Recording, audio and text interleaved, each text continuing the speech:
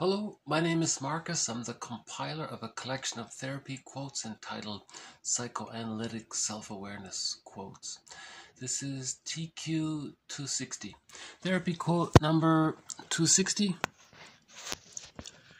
Therapists are exhorted to be aware of countertransference since it can cause them to behave in ways that gratify their own needs or serve defensive purposes and that do not fulfill therapeutic objectives. Another source of countertransference, however, can be the client's behavior. In trying to create relationships similar to those she or he has experienced in the past, the client will act in a way as to evoke the desired or familiar responses from the therapist. For example, a client who experienced a bullying, controlling parent may behave in such a submissive, apathetic way that the therapist feels inclined to prod and push, much like the parent.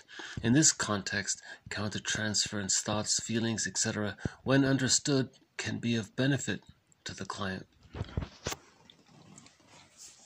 So this is a reminder that the client may either project his rejecting parent onto the therapist, maybe try to coax the therapist to be like that, like his parent, because he's trying to communicate how he was treated by the parent. So he's trying to coax the therapist to be like his parent, and then replay it because he's caught in the negative repetition compulsion gone awry. So he's not aware of it. Or it can be reversed. The client might project himself onto the therapist and then the client acts like the parent to communicate how he was treated. So now the client treats the therapist in the way he was treated as a child, to communicate how he was treated as a child. See, this is unconscious because, and it comes out in this so-called, these psychic defense mechanisms, because there's a deep ambivalence to facing what's going on, what happened in childhood. So this deep ambivalence, it's hard to, the image of the rejecting mother and the feelings related to it, or the parent and the feelings related to it, are so split off, disassociated, and buried. It's out of his conscious awareness, but it's coming out through projective identification, through a negative magic gesture, through either projecting the parent onto the therapist and trying to coax the therapist to be like the parent, or vice versa. He'll identify himself as the parent and then treat the therapist how he was treated. So this is because there's this deep, you see, the psyche's trying to bring this material up so that assimilation can take place. Unhappiness is a malady of the personal synthesis. So the therapist would notice all this and create interpretations, and that's how countertransference is helpful. When the therapist is feeling these things, he can, that's a glimpse into the client's childhood, and he can create interpretations like that.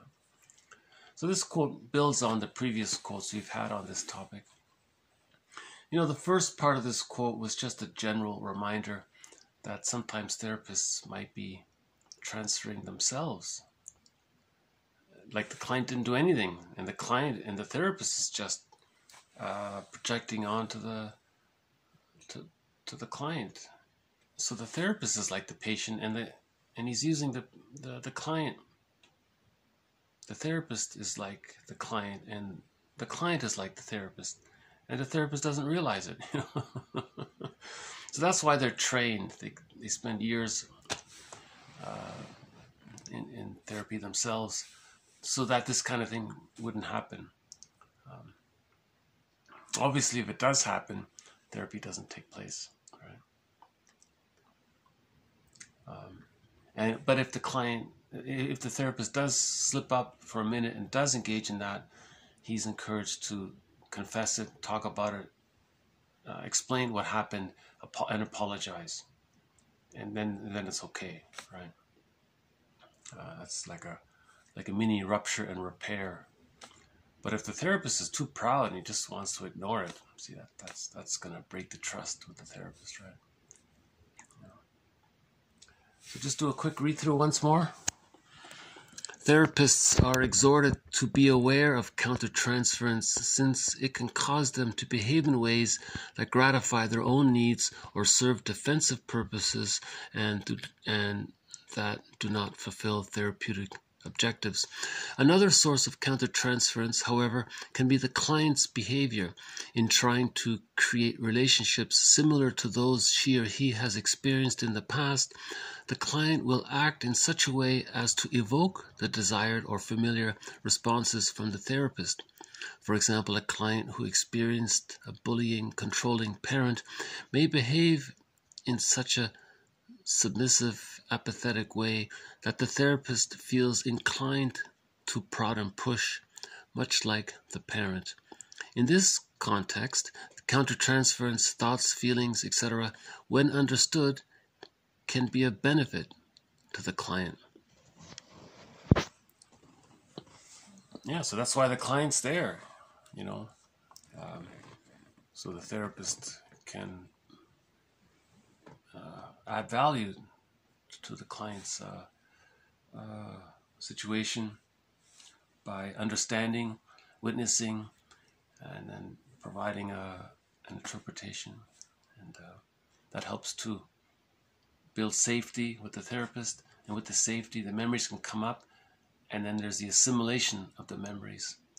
That's the primary goal, to heal the splits, right? Yeah. To reach whole object relations, right? The Ubuntu, right?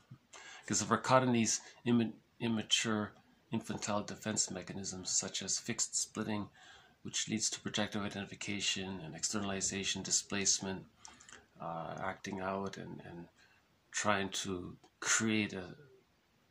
rationalize an external source, like you project the rejecting mother onto a non-threatening substitute, and then try to convince yourself that it's okay to do that.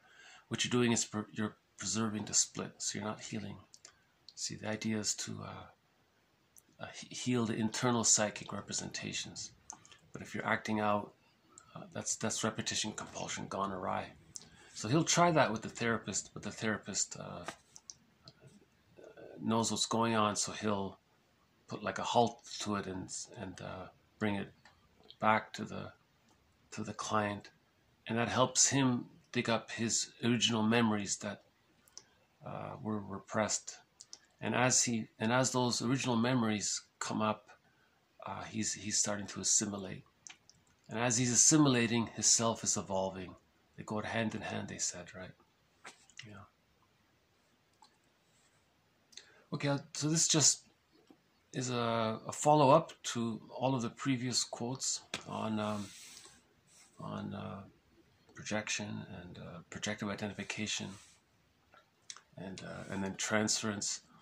So remember, transference is specific to the client and the therapist.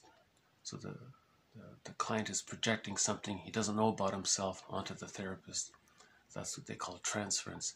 In broad general terms, in and out of the therapy room, it's called projection. But when it's in the therapy room, specifically, the term transference is used.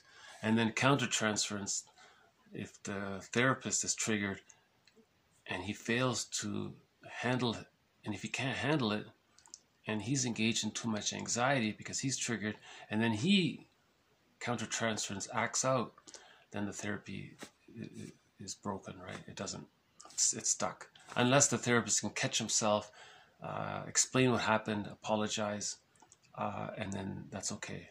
You know, it builds trust as well, right? Okay, so I'll just keep this one a short one.